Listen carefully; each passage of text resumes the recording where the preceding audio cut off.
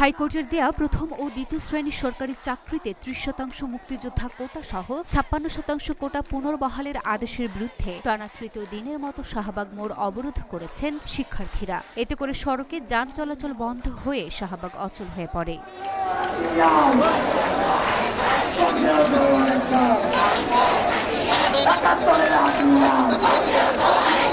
বৃহস্পতিবার বেলা 11:30টায় শিক্ষার্থীরা ঢাকা বিশ্ববিদ্যালয়ের প্রতিটি হল থেকে আলাদা ব্যানারে বিশ্ববিদ্যালয়ের সেন্ট্রাল লাইব্রেরির সামনে জড়ো হন। সেখান থেকে বিশাল মিছিল নিয়ে হলপাড়া ভিসি চত্বর টিএসসি হয়ে দুপুর 12:15টায় শাহবাগ মোড়ে অবস্থান নেন।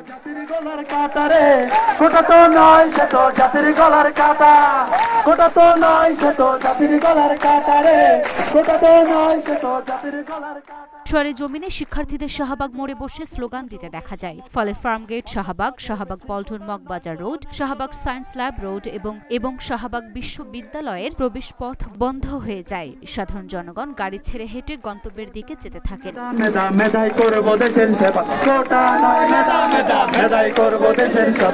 সুযোগের সম্মানদের জীবনে বুঝাইয়া কোটা তো নয় সে তো জাতির গলার কাটা রে, কোটা তো নয় সে তো জাতির গলার কাটা। তবে অ্যাম্বুলেন্সকে নির্বিঘ্নে চলাচলের জন্য জায়গা করে দেন শিক্ষার্থীরা। এ সময় শিক্ষার্থীরা মুক্তিযুদ্ধের মূল কথা, সুযোগের সমতা, সারা বাংলায় খবর দে, কোটা প্রথার কবর দে, দালালিনা রাজপথ রাজপথ রাজপথ, 18'র হাতিয়ার গর্জে উঠুক আরেকবার, জেগেছে রে জেগেছে ছাত্র সমাজ জেগেছে, লেগেছে রে লেগেছে রক্তে আগুন লেগেছে ইত্যাদি স্লোগান দিতে থাকেন। সরকারকে বলি শুনুন আমাদের দুঃখ বুঝুন, সরকারকে বলি শুনুন আমাদের দুঃখ বুঝুন, নইলে ছাত্র সমাজ পড়বে চাপাইয়া। কোটা তো নয় সে তো জাতির গলার কাটা রে, কোটা তো নয় সে তো জাতির গলার কাটা, কোটা তো নয় সে তো জাতির গলার কাটা রে।